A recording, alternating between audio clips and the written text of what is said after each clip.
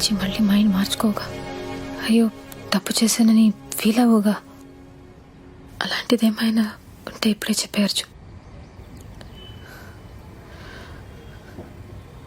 తట్టుకోలేను.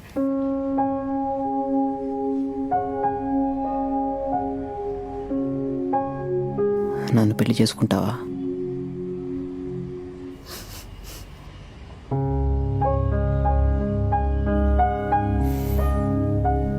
అయితే పద చేసుకుందాం.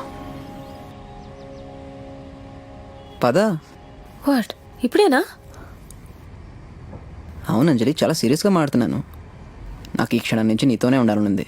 ఎలాగో మన పేరెంట్స్ కూడా ఇదేగా కావాలనుకున్నారు. కాకపోతే కొంచెం ముందే పెళ్లి చేసుకుంటున్నాం అంతే. వాట్ పిచ్చా?